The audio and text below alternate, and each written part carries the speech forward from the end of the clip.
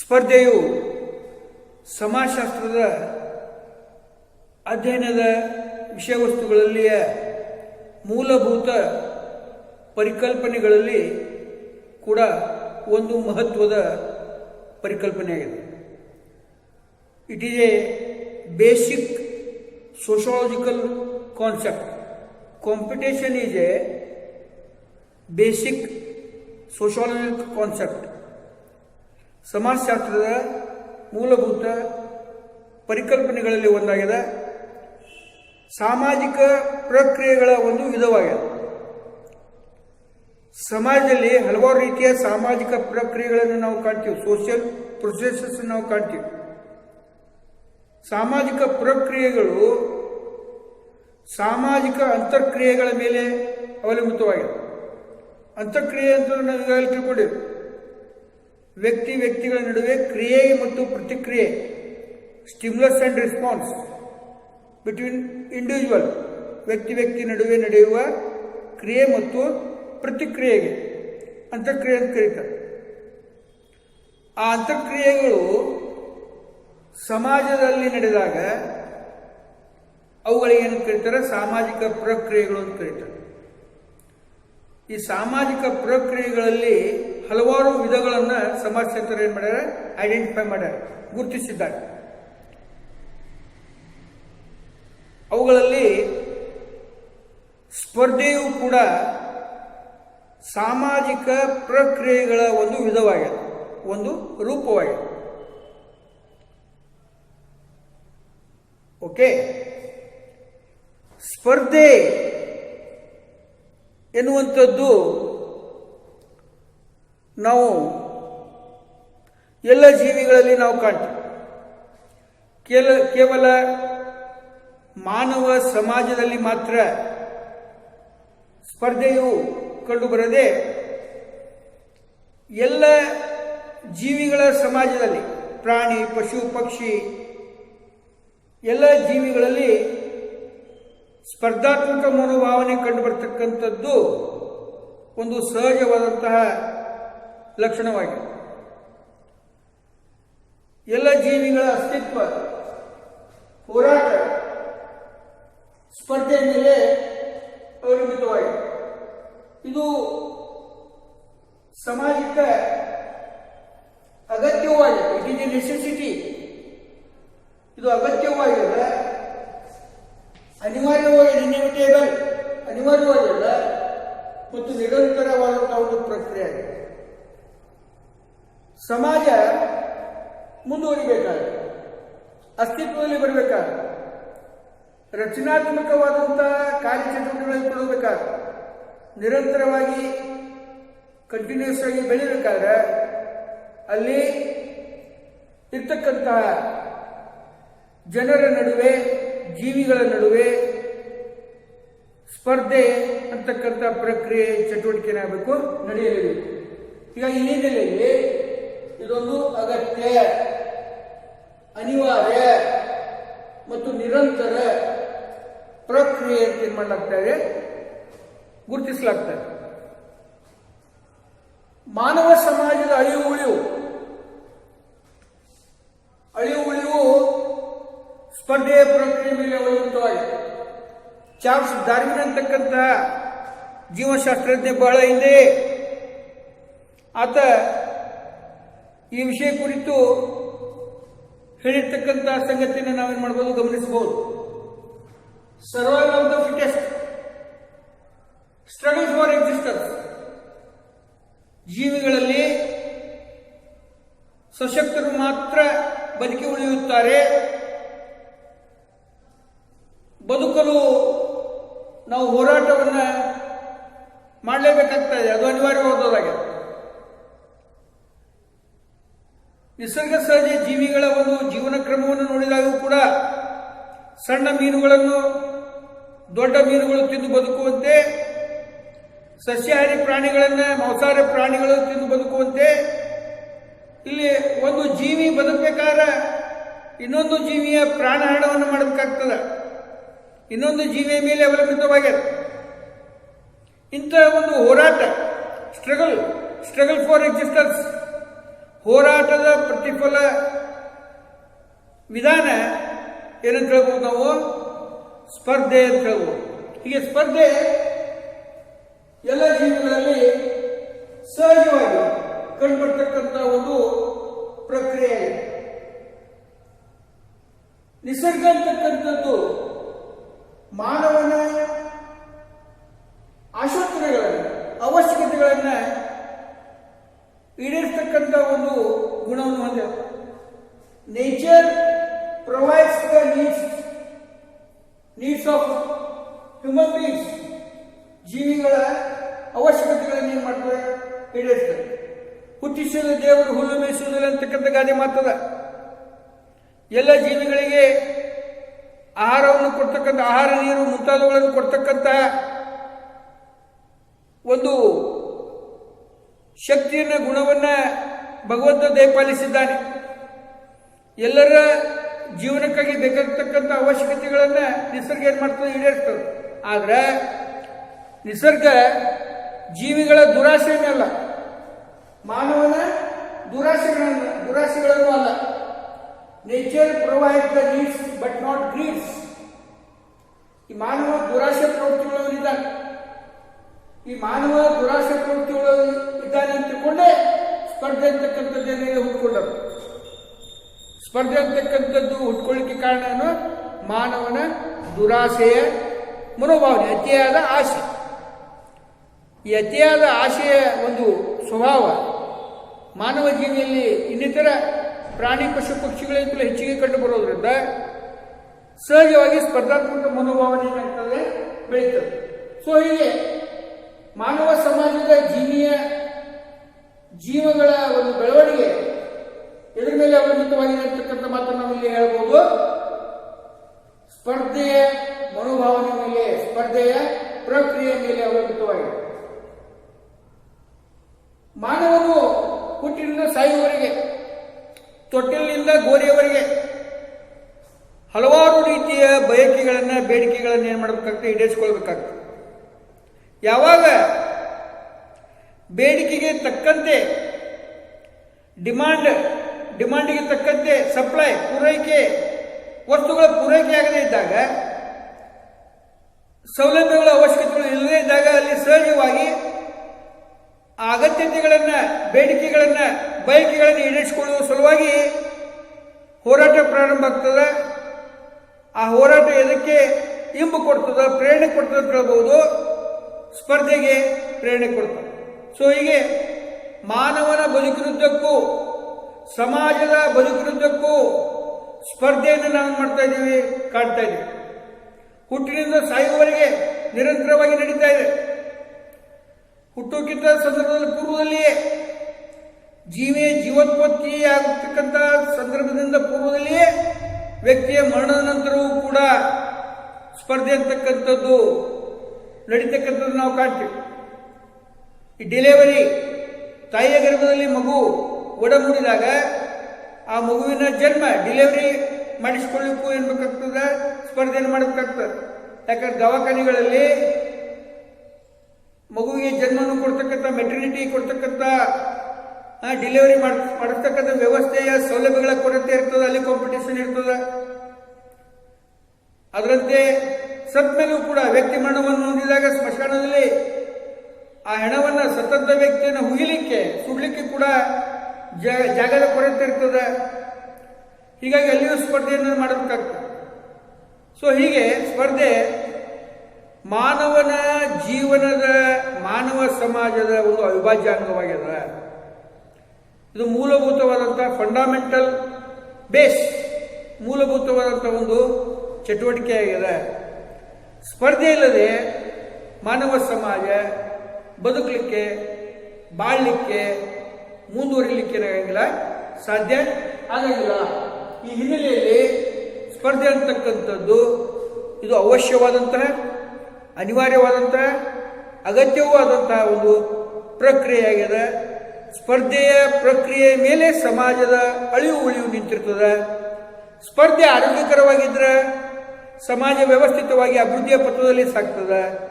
ಒಂದು ವೇಳೆ ಸ್ಪರ್ಧೆ ಅನಾರೋಗ್ಯಕ್ಕೆ ಕಾರಣೀಭೂತ ಆದ್ರೆ, ಅನಾರೋಗ್ಯಕರವಾದ್ರೆ ಹಿಂಸೆಗೆ ಪ್ರಚೋದನೆಯನ್ನು ಕೊಟ್ಟರೆ ಸಮಾಜ ಹಾಳಾಗ್ತಕ್ಕಂಥ ವ್ಯಕ್ತಿಯ ಬದುಕು ಹಾಳಾಗ್ತಕ್ಕಂಥ ಸಾಧ್ಯತೆಗಳಿರ್ತಾವೆ.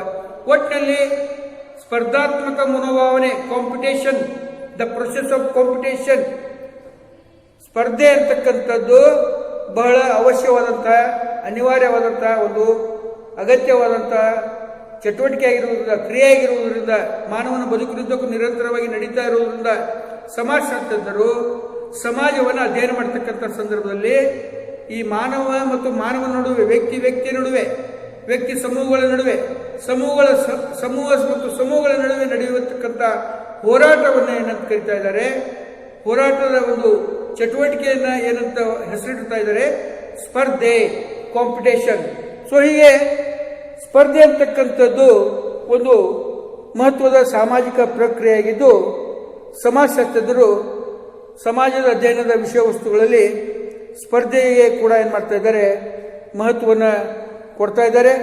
ಸೊ ಹೀಗೆ ಸ್ಪರ್ಧಾತ್ಮಕ ಮನೋಭಾವನೆ, ಸ್ಪರ್ಧೆ, ಇದು ಎಲ್ಲ ಜೀವಿಗಳಲ್ಲಿ, ಎಲ್ಲ ಕಾಲದಲ್ಲಿ ಇದೇನಾಗಿದೆ, ಕಂಡುಬರ್ತಕ್ಕಂಥ ಒಂದು ಸಾಮಾಜಿಕ ಏನಾಗಿದೆ ಪ್ರಕ್ರಿಯೆಯಾಗಿದೆ. ಆತ್ಮೀಯ ವಿದ್ಯಾರ್ಥಿ ಮಿತ್ರರೇ, ನಾವು ಇವಾಗಲೇ ಸ್ಪರ್ಧೆ ಅಂದ್ರೆ ಏನು, ಅದರ ಅರ್ಥವನ್ನು ನಾವು ತಿಳ್ಕೊಳ್ಳಿ. ಒಂದು ವಸ್ತುವನ್ನು ಪಡೀಲಿಕ್ಕೆ ಲಿಮಿಟೆಡ್ದಲ್ಲಿರ್ತಕ್ಕಂಥ, ಪರಿಮಿತವಾದಂತಹ, ಕಡಿಮೆ ಪ್ರಮಾಣದಲ್ಲಿರ್ತಕ್ಕಂತಹ ವಸ್ತುಗಳನ್ನು ಪಡೆಯುವ ಸಲುವಾಗಿ ಇಬ್ಬರು ವ್ಯಕ್ತಿಗಳು, ಇಬ್ಬರಿಗಿಂತ ಹೆಚ್ಚು ವ್ಯಕ್ತಿಗಳು ಹೋರಾಟವನ್ನು ಮಾಡೋದಕ್ಕೆ, ಪಡೆಯಲು ಪ್ರಯತ್ನ ಮಾಡೋದಕ್ಕೆ ಸ್ಪರ್ಧೆ ಅಂತಕ್ಕಂಥ ತಿಳ್ಕೊಂಡಿವಿ. ಸ್ಪರ್ಧೆಯ ಬಗೆಗೆ ಹಲವಾರು ಸಮಾಜ ಶಾಸ್ತ್ರಜ್ಞರು ತಮ್ಮದೇ ಆದಂಥ ವ್ಯಾಖ್ಯೆಗಳನ್ನು ಕೊಡ್ತಕ್ಕಂಥ ಒಂದು ಪ್ರಯತ್ನವನ್ನು ಮಾಡ್ಯಾರ. ಅವುಗಳಲ್ಲಿ ಕೆಲವು ಮಹತ್ವದ ಸಮಾಜಶಾಸ್ತ್ರಜ್ಞರ ವ್ಯಾಖ್ಯಾನಗಳನ್ನು ನಾವು ಮಾಡೋಣ ನೋಡೋಣ. ಇಲ್ಲಿ ಮೊದಲನೇದಾಗಿ ಪಾರ್ಕ್ ಮತ್ತು ಬರ್ಜಸ್ ಅಂತಕ್ಕಂತಹ ಸಮಾಜಶಾಸ್ತ್ರಜ್ಞರು ಏನು ಹೇಳ್ತಾರಂದ್ರೆ, ಸ್ಪರ್ಧೆಯು ಸಾಮಾಜಿಕ ಸಂಬಂಧವಿಲ್ಲದ ಪ್ರಕ್ರಿಯೆ. ಸ್ಪರ್ಧೆಯು ಸಾಮಾಜಿಕ ಸಂಬಂಧವಿಲ್ಲದ ಪ್ರಕ್ರಿಯೆ. ಸಾಮಾಜಿಕ ಸಂಬಂಧವಿಲ್ಲದ ಪ್ರಕ್ರಿಯೆ ಅಂತಂದ್ರೆ ಅರ್ಥ ಏನಂದ್ರೆ, ಮಾನವನು ಸಮಾಜ ಜೀವಿ ಇದ್ದಾನೆ, ಸಾಮಾಜಿಕ ಸಂಬಂಧಗಳು ಇರ್ತಕ್ಕಂಥ ವ್ಯಕ್ತಿಯಾಗಿದ್ದಾನೆ. ಆದರೆ ಯಾವಾಗ ಸ್ಪರ್ಧೆ ಅಂತಕ್ಕಂಥದ್ದು ಬರ್ತದ, ಕಾಂಪಿಟಿಷನ್ ಅಂತಕ್ಕಂಥದ್ದು ಬರ್ತದ, ಪರಿಮಿತವಾದಂಥ ವಸ್ತುಗಳನ್ನು ಪಡಿತಕ್ಕಂಥ ಒಂದು ಸನ್ನಿವೇಶ ಎದುರಾಗ್ತದ, ಆವಾಗ ಪರಸ್ಪರರ ನಡುವೆ ಯಾವುದೇ ರೀತಿಯಾದಂಥ ಸಂಬಂಧಗಳಿರಂಗಿಲ್ಲ. ಅವ್ರ ಅಣ್ಣ ತಮ್ಮ ಇರ್ಬೋದು, ತಂದೆ ಮಗ ಇರ್ಬೋದು, ಅಕ್ಕ ತಮ್ಮ ಇರ್ಬೋದು, ಅಕ್ಕ ತಂಗಿ ಇರ್ಬೋದು, ಗೆಳೆಯರಿರ್ಬೋದು, ಸಂಬಂಧಿಕರಿರ್ಬೋದು, ಅವು ಯಾವುದೇ ರೀತಿಯ ಸಂಬಂಧಗಳ ಪ್ರಶ್ನೆಯಲ್ಲಿ ಉದ್ಭವ ಆಗಂಗಿಲ್ಲ. ಸ್ಪರ್ಧೆಯಲ್ಲಿ ಏಕೈಕ ಗುರಿ ಏನಿರ್ತಂದ್ರೆ ವ್ಯಕ್ತಿಗಳದ್ದು, ಅಂದ್ರೆ ಇಬ್ಬರು ವ್ಯಕ್ತಿಗಳದ್ದು, ಆ ಸ್ಪರ್ಧೆಯಲ್ಲಿ ನಾವು ಬಹುಮಾನವನ್ನು ಪಡಿಬೇಕು, ವಿಜಯಶೀಲಿ ಆಗಬೇಕು. ಯಾವುದೇ ರೀತಿಯಾದಂಥ ಸಂಬಂಧವಿಲ್ಲದಂಥ ಒಂದು ಸ್ಥಿತಿಯನ್ನು ನಿರ್ಮಾಣ ಮಾಡಬೇಕು.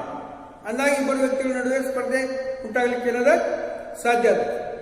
ಈ ನೆಲೆಯಲ್ಲಿ ಸ್ಪರ್ಧೆಯು ಸಾಮಾಜಿಕ ಸಂಬಂಧವಿಲ್ಲದಂತಹ ಒಂದು ಪ್ರಕ್ರಿಯೆಯಾಗಿದೆ ಅಂತಕ್ಕಂಥ ಮಾತನ್ನ ಪಾರ್ಕ್ ಮತ್ತು ಬರ್ಜಸ್ ಅವರು ತಮ್ಮ ಒಂದು ವ್ಯಾಖ್ಯಾನವನ್ನು ಕೊಡ್ತಾರೆ. ಅದರಂತೆ ಬೆಸಾಂಜ್ ಮತ್ತು ಬೆಸಾಂಜರ ಪ್ರಕಾರ ಇವರು ಏನ್ ಹೇಳ್ತಾರಂದ್ರೆ, ಸ್ಪರ್ಧೆ ಅಂದ್ರೆ, ಕಾಂಪಿಟಿಷನ್ ಅಂತಂದ್ರೆ ಎಲ್ಲರೂ ಹಂಚಿಕೊಳ್ಳಲು ಸಾಧ್ಯವಾಗದ, ಎಲ್ಲರಿಗೂ ಸಿಗಲು ಸಾಧ್ಯವಾಗದ. ಕೆಲವು ಅವಶ್ಯಕತೆಗಳಿರ್ತಾವ, ಆ ಅವಶ್ಯಕತೆಗಳು ಎಲ್ಲರಿಗೂ ಏನ್ ಮಾಡ್ಲಿಕ್ಕಾಗಿಲ್ಲ, ಹಂಚ್ಕೊಳ್ಳಿಕ್ಕೆ ಸಾಧ್ಯ ಆಗಿಲ್ಲ. ಯಾಕೆ ಸಾಧ್ಯ ಆಗಿಲ್ಲ ಅಂದ್ರೆ, ಅವು ಲಿಮಿಟೆಡ್ ಪ್ರಮಾಣದಲ್ಲಿ ಇರ್ತಾವ, ಪರಿಮಿತ ರೂಪದಲ್ಲಿ ಇರ್ತಾವ. ಸೀಮಿತವಾದಂಥ ಉದ್ದೇಶಕ್ಕಾಗಿ ಇಬ್ಬರು ಅಥವಾ ಹೆಚ್ಚು ಜನರು ನಡೆಸುವ ಹೋರಾಟ, ಸ್ಟ್ರಗಲ್. ಇಬ್ಬರು ಅಥವಾ ಹೆಚ್ಚು ಜನರು ನಡೆಸುವ ಹೋರಾಟ, struggle between two or more persons to get things, kind ಇತ್ಯಾದಿ. ಇಬ್ಬರು ಅಥವಾ ಹೆಚ್ಚು ಜನರು ನಡೆಸುವ ಹೋರಾಟಕ್ಕೆ ಅಂತ ಕರೆದ್ರು ಸ್ಪರ್ಧೆ ಅಂತಕ್ಕಂಥ ಮಾತನ್ನು ಏನ್ ಮಾಡ್ತಾ ಇದ್ದಾನೆ ಹೇಳ್ತಾರೆ. ಇನ್ನು ಹಾರ್ಟನ್ ಮತ್ತು ಹಂಟ್ ಅಂತಕ್ಕಂಥ ಇನ್ನೊಬ್ಬ ಸಮಾಜಶಾಸ್ತ್ರಜ್ಞ, ಈತ ಏನ್ ಹೇಳ್ತಾನೆ ಅಂದ್ರೆ, ವಸ್ತು ವಸ್ತುಗಳು, ಕೈನ್ಸ್, ಅಧಿಕಾರ, ಪವರ್, ಸ್ಥಾನಮಾನ, ಸ್ಟೇಟಸ್, ಪವರ್, ಅದರಂತೆ ಪ್ರೀತಿ, ಲವ್ ಅಂಡ್ ಅಫೆಕ್ಷನ್, ಈ ಮುಂತಾದವುಗಳು ಪೂರೈಕೆಯಲ್ಲಿ ಪರಿಮಿತವಾಗಿದ್ದಾರೆ, ಕಡಿಮೆ ಇದ್ದಾರೆ. ಅವುಗಳನ್ನು ಪಡೀಲಿಕ್ಕೆ ಹೋರಾಟ ಮಾಡ್ತಕ್ಕಂಥದ್ದೇನದ ಸ್ಪರ್ಧೆ ಅಂತ ಕರೀತಾರೆ. ಸೊ ಈ ಸ್ಪರ್ಧೆ ಇಬ್ಬರು ಅಥವಾ ಇಬ್ಬರಿಗಿಂತ ಹೆಚ್ಚು ವ್ಯಕ್ತಿಗಳ ನಡುವೆ ನಡೆಯುವ ಹೋರಾಟ ಪಡೆಯಲು ಹವಣಿಸ್ತಕ್ಕಂಥ ಒಂದು ಚಟುವಟಿಕೆಗೆ ಸ್ಪರ್ಧೆ ಅಂತಕ್ಕಂಥ ಮಾತನ್ನ ನಾವಿಲ್ಲಿ ತಿಳಿದುಕೊಳ್ಬಹುದು. ಒಟ್ಟಿನಲ್ಲಿ ಒಂದು ವಸ್ತುವನ್ನು ಪಡೆಯಲು ಇಬ್ಬರು ಅಥವಾ ಇಬ್ಬರಿಗಿಂತ ಹೆಚ್ಚು ವ್ಯಕ್ತಿಗಳು ಪ್ರಯತ್ನವನ್ನು ಮಾಡೋದಕ್ಕೆ, ಹೋರಾಟವನ್ನು ಮಾಡೋದಕ್ಕೆ, ಅವು ಲಿಮಿಟೆಡ್ದಲ್ಲಿದ್ದಾಗ, ಅವು ಪರಿಮಿತವಾಗಿದ್ದಾಗ, ಲಿಮಿಟೆಡ್ದಲ್ಲಿದ್ದಾಗ, ಕಡಿಮೆ ಇದ್ದಾಗ, ಅವುಗಳ ಡಿಮಾಂಡ್ ಹೆಚ್ಚಾದಾಗ ಅವುಗಳನ್ನು ಪಡೆಯುವ ಸಲುವಾಗಿ ಟೀಮ್ ಆಗಿ ತಂಡೋಪತಂಡವಾಗಿ ಅಥವಾ ಇಬ್ಬರಿಗಿಂತ ಹೆಚ್ಚು ವ್ಯಕ್ತಿಗಳು ಹೋರಾಟವನ್ನು ಮಾಡ್ತಕ್ಕಂಥದ್ದಕ್ಕೆ, ಸ್ಟ್ರಗಲ್ ಮಾಡ್ತಕ್ಕಂಥದ್ದಕ್ಕೆ ಏನಂತ ಕರಿಬಹುದು, ನಾವು ಸ್ಪರ್ಧೆ ಅಂತಕ್ಕಂಥದ್ದನ್ನು ನಾವು ಕರಿಬಹುದು, ತಿಳ್ಕೊಳ್ಬಹುದು. ಈ ಮೇಲಿನ ವ್ಯಾಖ್ಯೆಗಳಿಂದ ಸ್ಪರ್ಧೆ ಅದು ಒಂದು ನಿರ್ದಿಷ್ಟವಾದಂಥ ಉದ್ದೇಶ ಇರ್ತದೆ. ಅವುಗಳು ಇರ್ತಾವೆ, ಲಿಮಿಟೆಡ್ ರೂಪದಲ್ಲಿ ಇರ್ತಾವೆ, ಪರಿಮಿತವಾಗಿರ್ತಾವೆ. ಅವುಗಳನ್ನು ಪಡೀಲಿಕ್ಕೆ ಹೋರಾಟವನ್ನು ನಡೆಸ್ತಕ್ಕಂಥ ಒಂದು ವಾತಾವರಣದ ಸ್ಥಿತಿ ಇರ್ತದೆ. ಇಂಥ ವಾತಾವರಣಕ್ಕೆ, ಇಂಥ ಸ್ಥಿತಿಗೆ ಏನಂತ ಕರೀತಾರೆ, ಸ್ಪರ್ಧೆ ಅಂತ ಕರೀತಾರೆ ಅಂತಕ್ಕಂಥ ಮಾತನ್ನ ನಾವು ಈ ಮೇಲಿನ ವ್ಯಾಖ್ಯೆಗಳಿಂದ ಏನು ಮಾಡಬಹುದು, ತಿಳಿದುಕೊಳ್ಬಹುದು. ಮಾನವನ ಸಮಾಜ ಸ್ಪರ್ಧೆಯ ಪ್ರಕ್ರಿಯೆಯನ್ನು ಮಾಡೋದು ಅವಲಂಬಿಸೋದು. ಮನುಷ್ಯನಲ್ಲಿ ತನ್ನದಾದಂಥ ಒಂದು ವಿಶಿಷ್ಟ ಶಕ್ತಿ ಅದು, ಸಾಮರ್ಥ್ಯ ಅದು. ಆ ಶಕ್ತಿ ಸಾಮರ್ಥ್ಯವನ್ನು ಸಾಧನವನ್ನಾಗಿ ಮಾಡಿಕೊಂಡು ಸ್ಪರ್ಧೆಗೆ ಇಳಿತಾನೆ, ಹೋರಾಟಕ್ಕೆ ಇಳಿತಾನೆ. ಸಾಮಾನ್ಯವಾಗಿ ಒಂದು ವಸ್ತು ಹೆಚ್ಚು ಜನರಿಗೆ ಬೇಕಾಯಿತಂದರೆ ಆ ವಸ್ತುವನ್ನು ಪಡೆಯಲು ಇರ್ತಕ್ಕಂಥ ಒಂದೇ ಒಂದು ಮಾರ್ಗ ಅಂತಂದ್ರೆ ಕಾಂಪಿಟೇಷನ್, ಸ್ಪರ್ಧೆ, ಹೋರಾಟ. ಆಧುನಿಕ ಸಮಾಜದಲ್ಲಿ, ಆಧುನಿಕ ಯುಗದಲ್ಲಿ ಸ್ಪರ್ಧೆಯ ಪ್ರಕ್ರಿಯೆ ಹೆಚ್ಚಿನ ಪ್ರಾಧಾನ್ಯತೆಯನ್ನು ಪಡ್ಕೊಂಡದ್ದು, ಮಹತ್ವವನ್ನು ಪಡ್ಕೊಂಡದ್ದು. ಆಧುನಿಕ ಸಮಾಜದಲ್ಲಿ ನಾವು ನಮಗೆ ಬೇಕಾದಂಥ ವಸ್ತುಗಳನ್ನು ಪಡಿಬೇಕಾದ್ರೆ ಹೋರಾಟವನ್ನು ಮಾಡುವುದೇನದ ಅನಿವಾರ್ಯವಾಗುವುದಾಗಿ. ಸ್ಪರ್ಧೆ ಮಾಡದೆ, ನಾವು ಹೋರಾಟವನ್ನು ಮಾಡದೆ, ಸ್ಪರ್ಧೆ ಮಾಡದೆ ಇಂದಿನ ಸಮಾಜದಲ್ಲಿ ವಸ್ತುಗಳನ್ನು ಪಡೆದುಕೊಳ್ಳಿಕ್ಕೆ ಏನಾಗಿಲ್ಲ, ಸಾಧ್ಯ ಆಗೋದಿಲ್ಲ. ಇಂಥ ಸಂದರ್ಭದಲ್ಲಿ ಸ್ಪರ್ಧೆ, ಹೋರಾಟ ಸಮಾಜದಲ್ಲಿ ಕಂಡುಬರ್ತದೆ. ಆದುದರಿಂದ ಆಧುನಿಕ ಮಾನವನಿಗೆ ಹೋರಾಟವೇ ಜೀವನದ ಒಂದು ಕ್ರಮವಾಗಿದೆ. Competition is it self is A way of life. ಸ್ಪರ್ಧೆ ಜೀವನದ ಒಂದು ವಿಧಾನ. ಆಧುನಿಕ ಸಮಾಜದಲ್ಲಿ ಸ್ಪರ್ಧೆಗೆ ಹೆಚ್ಚಿನ ಪ್ರಾಧಾನ್ಯತೆ ಇರುವುದನ್ನು ನಾವು ಮಾಡಬಹುದು, ಕಾಣಬಹುದು. ವಿದ್ಯಾರ್ಥಿಗಳು, ಸಮಾಜಶಾಸ್ತ್ರದ ಸಾಮಾಜಿಕ ಪ್ರಕ್ರಿಯೆಗಳ ಒಂದು ವಿಧವಾದಂತಹ ಸ್ಪರ್ಧೆಯ ಪ್ರಕ್ರಿಯೆಯನ್ನು ನಾವು ತಿಳಿದುಕೊಳ್ಬೇಕಾದ್ರೆ ಸ್ಪರ್ಧೆಯ ವಿವಿಧ ಲಕ್ಷಣಗಳನ್ನು ನಾವು ತಿಳಿದುಕೊಳ್ಳುವುದು ಬಹಳ ಅವಶ್ಯಕವಾಗಿದೆ. ಸ್ಪರ್ಧೆ ಇದೊಂದು ಪ್ರಕ್ರಿಯೆ. ಸ್ಪರ್ಧೆ ತನ್ನದಾದಂಥ ವಿಶಿಷ್ಟವಾದ ಲಕ್ಷಣಗಳನ್ನು ಏನು ಮಾಡಿದ ಒಳಗೊಂಡವು. ಅವುಗಳಲ್ಲಿ ಮೊದಲನೇದಾಗಿ ಸ್ಪರ್ಧೆ ಅಂತಕ್ಕಂಥದ್ದು ಇದು ಅನಾದಿ ಕಾಲದಿಂದ, ರೈಟ್ ಫ್ರಮ್ ಏನ್ಷಿಯಂಟ್ ಪೀರಿಯಡ್, ಅನಾದಿ ಕಾಲದಿಂದ, ಬಹಳ ಹಿಂದಿನ ಕಾಲದಿಂದಲೂ ಸ್ಪರ್ಧೆ ಅಂತಕ್ಕಂಥದ್ದು ಮಾನವ ಸಮಾಜದಲ್ಲಾಗಿದೆ, ಬೆಳೆದುಕೊಂಡು ಬಂತು. ಮಾನವ ಅಲೆದಾಡುವ ಹಂತದಿಂದ, ಬೇಟೆಯಾಡುವ ಹಂತದಿಂದ ಸ್ಥಾಯಿಯಾಗಿ ಒಕ್ಕಲ್ತನದ ಹಂತಕ್ಕೆ ಸಮುದಾಯ ಜೀವನ ಪ್ರಾರಂಭದಾಗಿನಿಂದ ಅಂದಿನಿಂದಲೂ ಹೋರಾಟಕ್ಕಾಗಿ, ಜೀವಿಸುವುದಕ್ಕಾಗಿ ಮಾನವ ಪ್ರಾಣಿ ಸ್ಪರ್ಧಾತ್ಮಕ ಮನೋಭಾವನೆಯನ್ನು ಬೆಳೆಸಿಕೊಂಡು ಸ್ಪರ್ಧೆಯನ್ನು ಮಾಡ್ತಾ ಬಂದ. ಸ್ಪರ್ಧೆಯ ಮೂಲಕವೇ ಜೀವನವನ್ನು ನಡೆಸ್ತಕ್ಕಂಥದ್ದನ್ನು ನಾವು ಕಾಣ್ತೀವಿ. ಹೀಗೆ ಸ್ಪರ್ಧೆ ಮಾನವ ಸಮಾಜದಲ್ಲಿ ಅಷ್ಟೇ ಅಲ್ಲ, ಎಲ್ಲ ಪ್ರಾಣಿಗಳಲ್ಲಿ ಕೂಡ ಅನಾದಿ ಕಾಲದಿಂದ ಇದನಿಗೆ ಬೆಳ್ಕೊಂಡು ಬಂದದ. ಇದು ಮೊದಲನೆಯ ಒಂದು ಲಕ್ಷಣ. ಇನ್ನೆರಡನೇದು ಸ್ಪರ್ಧೆ ಇದು ಸರ್ವವ್ಯಾಪಕವಾದ ಪ್ರತಿಯೊಂದು ಸಮಾಜದಲ್ಲಿ ಅದು ಆದಿವಾಸಿ ಸಮಾಜ ಇರ್ಬೋದು, ಸಮುದಾಯ ಇರ್ಬೋದು, ಗ್ರಾಮೀಣ ಸಮಾಜ ಇರ್ಬೋದು, ನಗರ ಸಮುದಾಯ ಇರ್ಬೋದು, ಮುಂದುವರೆದಂಥ ಸಮುದಾಯ ಇರ್ಬೋದು, ಹಿಂದುಳಿದಂಥ ಸಮುದಾಯ ಇರ್ಬೋದು. ಹೀಗೆ ಪ್ರತಿಯೊಂದು ಮಾನವ ಸಮುದಾಯಗಳಲ್ಲಿ ಸ್ಪರ್ಧೆ ಅಂತಕ್ಕಂಥದ್ದನ್ನು ನಾವು ಕಾಣ್ತೀವಿ. ಹೀಗೆ ಸರ್ವೋಪಕವಾಗಿ ಎಲ್ಲ ಸಮುದಾಯಗಳಲ್ಲಿ, ಎಲ್ಲ ಸಮಾಜಗಳಲ್ಲಿ ನಾವು ಸ್ಪರ್ಧೆಯನ್ನು ಏನು ಮಾಡ್ತೀವಿ, ನಾವು ಕಾಣ್ತೀವಿ. ಅದರಲ್ಲಿ ವೈವಿಧ್ಯಮಯವಾಗಿರುತ್ತೆ ಸ್ಪರ್ಧೆ. ಅನೇಕ ರೀತಿಯಲ್ಲಿ ನಾವು ಕಾಣ್ತೀವಿ. ಮಾನವನ ಬದುಕಿನ ಜೀವನದಲ್ಲಿ ಪ್ರತಿಯೊಂದು ಕಾರ್ಯ ಚಟುವಟಿಕೆಗಳಲ್ಲಿ, ಆರ್ಥಿಕ ಚಟುವಟಿಕೆಗಳಲ್ಲಿ, ಸಾಮಾಜಿಕ ಕ್ಷೇತ್ರದಲ್ಲಿ, ರಾಜಕೀಯ ಕ್ಷೇತ್ರದಲ್ಲಿ, ಶೈಕ್ಷಣಿಕ ಕ್ಷೇತ್ರದಲ್ಲಿ, ಹೀಗೆ ಮಾನವನ ಪ್ರತಿಯೊಂದು ಜೀವನದ ವಿವಿಧ ಕ್ಷೇತ್ರಗಳಲ್ಲಿ, ವಿವಿಧ ಹಂತಗಳಲ್ಲಿ ನಾವು ಸ್ಪರ್ಧೆಯನ್ನು ನಾವು ಏನು ಮಾಡ್ತೀವಿ, ಕಾಣ್ತೀವಿ. ಹೀಗೆ ಸ್ಪರ್ಧೆ ವೈವಿಧ್ಯಮಯವಾಗುವ. ಆಮೇಲೆ ಬದಲಾವಣೆಯ ಗುಣವನ್ನು ಹೊಂದಿದೆ ಸ್ಪರ್ಧೆ.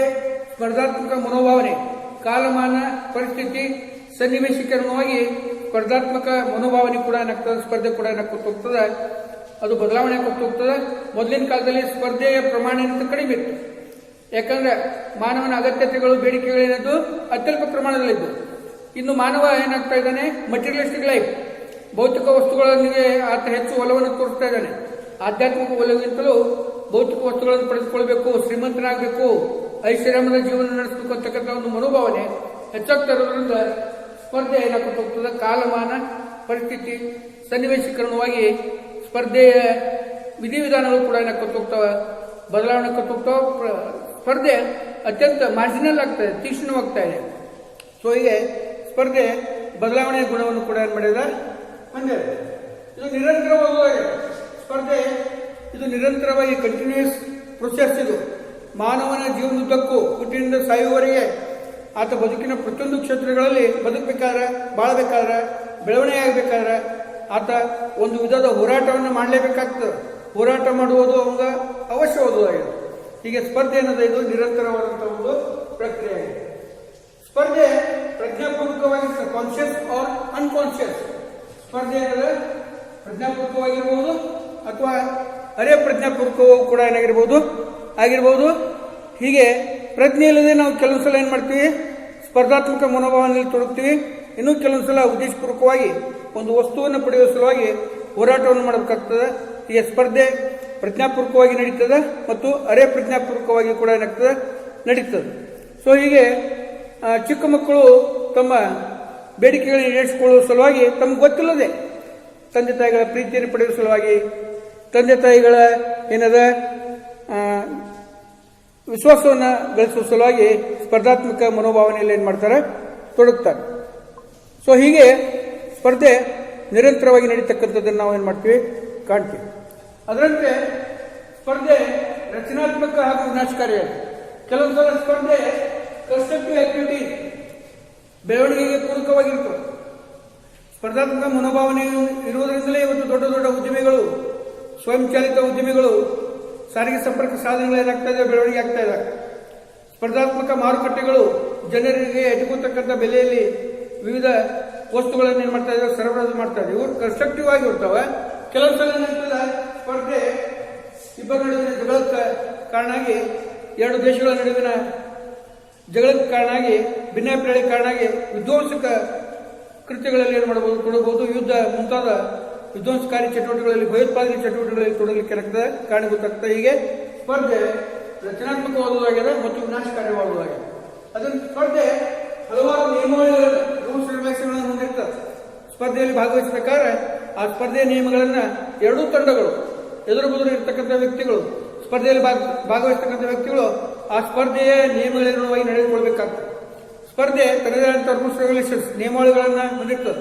ನಾವು ಕ್ರೀಡಾ ಕ್ಷೇತ್ರಗಳಲ್ಲಿ ಪ್ರತಿಯೊಂದು ಆಟಗಳಲ್ಲಿ ಕೆಲವೊಂದು ನಿಯಮಗಳನ್ನು ನಾವು ಮಾಡ್ತೀವಿ, ಕಾಣ್ತೀವಿ. ಹೀಗೆ ನಿಯಮಾವಳಿಗಳನ್ನು ಏನು ಮಾಡಿರ್ತಾ ಹೊಂದಿರ್ತದೆ. ಸ್ಪರ್ಧೆ ಅನಿವಾರ್ಯವಾಗುವುದಾಗಿದೆ, ಅಗತ್ಯವಾಗುವುದಾಗಿದೆ. ಸ್ಪರ್ಧೆ ಇಲ್ಲದೆ ನಾವು ಬದುಕಲಿಕ್ಕೆ ಸಾಧ್ಯ ಇಲ್ಲ. ಮಾನವನ ಒಂದು ಅವಿಭಾಜ್ಯ ಅಂಗವಾಗಿದೆ. It is A way of life. Competition is A way of life. ಇದು ನೆಸೆಸಿಟಿ ಆಗಿದೆ, ಅಗತ್ಯವಾದುದು ಮತ್ತು ಅನಿವಾರ್ಯವಾದುದು ಕೂಡ ಸ್ಪರ್ಧೆಯ ಒಂದು ಪ್ರಮುಖ ಲಕ್ಷಣ ಅಂತ ಹೇಳ್ಬೋದು. ಅದರಂತೆ ಸ್ಪರ್ಧೆ demand and supply, it is depend on demand and supply, ಬೇಡಿಕೆ ಮತ್ತು ಪೂರೈಕೆಯ ತತ್ವದ ಮೇಲೆ ಅವಲಂಬಿಸಿದೆ.